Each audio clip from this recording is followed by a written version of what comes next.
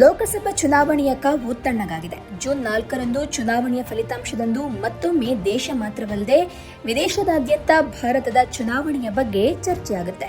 ಇದರ ಮಧ್ಯೆ ಪ್ರಧಾನಿ ನರೇಂದ್ರ ಮೋದಿ ಅವರು ಚುನಾವಣಾ ಫಲಿತಾಂಶಕ್ಕೂ ಮುನ್ನವೇ ಹೈ ವೋಲ್ಟೇಜ್ ಸಭೆಯನ್ನ ನಡೆಸಿದ್ದಾರೆ.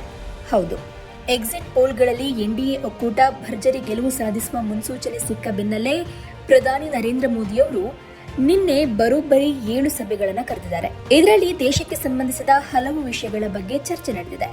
ಲೋಕಸಭಾ ಚುನಾವಣೆ ಶನಿವಾರ ಅಂದ್ರೆ ಮೊನ್ನೆ ಜೂನ್ 1ರಂದು ಕೊನೆಗೊಂಡಿರುವಂತಹ ಸಮಯದಲ್ಲಿ ಪ್ರಧಾನಿ ಸಭೆಗಳನ್ನು ಆಯೋಜಿಸಿದ್ದು, ಚುನಾವಣಾ ಫಲಿತಾಂಶ, ಸರ್ಕಾರ ರಚನೆ ಸೇರಿದಂತೆ ಇತರ ವಿಚಾರಗಳ ಬಗ್ಗೆ ಈ ಸಭೆಯಲ್ಲಿ ಮೋದಿ ಮಹತ್ವದ ವಿಚಾರಗಳನ್ನು ಚರ್ಚಿಸಿದ್ದಾರೆ ಅಂತ ತಿಳಿದು ಬಂದಿದೆ.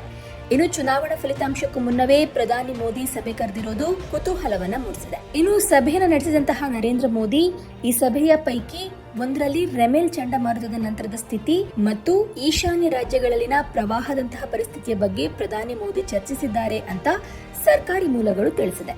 ಇನ್ನು ಕೆಲವು ದಿನಗಳ ಹಿಂದೆ ಅಪ್ಪಳಿಸಿದ ರೆಮೆಲ್ ಚಂಡಮಾರುತದಿಂದಾಗಿ ಪಶ್ಚಿಮ ಬಂಗಾಳ ಸೇರಿದಂತೆ ಈಶಾನ್ಯ ರಾಜ್ಯಗಳಲ್ಲಿ ಹಾನಿ ಕಂಡು ಬಂದಿದೆ. ರೆಮೆಲ್ ಚಂಡಮಾರುತ ಬಂಗಾಳಕ್ಕೆ ಅಪ್ಪಳಿಸಿದ್ರೂ ಅದರಿಂದ ಉಂಟಾದ ಮಳೆಯು ಮಣಿಪುರದಂತಹ ಈಶಾನ್ಯ ರಾಜ್ಯಗಳಲ್ಲಿ ಪ್ರವಾಹದಂತಹ ಪರಿಸ್ಥಿತಿಗಳನ್ನು ಸೃಷ್ಟಿಸಿದೆ. ಇನ್ನು ಪ್ರಧಾನಿ ಮೋದಿ ನೇತೃತ್ವದಲ್ಲಿ 7 ಸಭೆಗಳು ನಡೆದಿದ್ದು, ಆ ಸಭೆಗಳಲ್ಲಿ ಒಂದನ್ನ ಬಿಸಿಗಾಳಿಯ ಬಗ್ಗೆ ಚರ್ಚೆಗೂ ಮೀಸಲಿಟ್ಟಿದ್ದಾರೆ. ಹವಾಮಾನ ವೈಪರೀತ್ಯದಿಂದಾಗಿ ಬಿಸಿಗಾಳಿಯನ್ನು ಎದುರಿಸಲು ಕೇಂದ್ರ ಮಟ್ಟದಲ್ಲಿ ಯಾವ ಯೋಜನೆಯನ್ನು ರೂಪಿಸಬೇಕು ಎಂಬ ಬಗ್ಗೆ ಇದರಲ್ಲಿ ಚರ್ಚೆಯಾಗಬಹುದು. ಬಿಸಿಗಾಳಿಯಿಂದಾಗಿ ದೇಶದಾದ್ಯಂತ ಸಾಕಷ್ಟು ಸಮಸ್ಯೆಗಳು ಕಂಡು ಬರ್ತಾ ಇವೆ.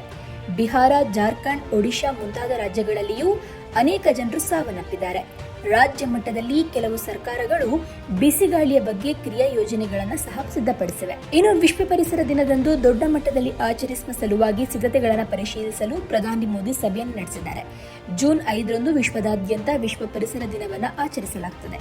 ವಿಶ್ವ ಪರಿಸರ ದಿನವನ್ನ ವಿಶ್ವಸಂಸ್ಥೆಯು 1972ರಲ್ಲಿ ಮಾನವ ಪರಿಸರದ ಸ್ಟಾಕ್ ಹೋಮ್ ಸಮ್ಮೇಳನದಲ್ಲಿ ಘೋಷಿಸಿತ್ತು. ಪರಿಸರ ಸಂರಕ್ಷಣೆಯ ಕುರಿತು ಜಾಗೃತಿ ಮೂಡಿಸುವುದು ಇದರ ಉದ್ದೇಶವಾಗಿದ್ದು, ಈ ವರ್ಷ ವಿಶ್ವ ಪರಿಸರ ದಿನದ ಸಮ್ಮೇಳನವನ್ನ ಕೊಲ್ಲಿ ರಾಷ್ಟ್ರ ಸೌದಿ ಅರೇಬಿಯಾ ಆಯೋಜಿಸಿದೆ.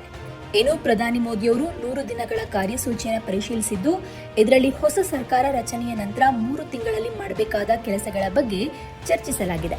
ಎಕ್ಸಿಟ್ ಪೋಲ್ಗಳು ಪ್ರಧಾನಿ ಮೋದಿ 3ನೇ ಬಾರಿಗೆ ಅಧಿಕಾರಕ್ಕೆ ಮರಳ್ತಾ ಇದ್ದಾರೆ ಎಂಬ ಅಂಶವನ್ನು ತೋರಿಸ್ತಾ ಇವೆ.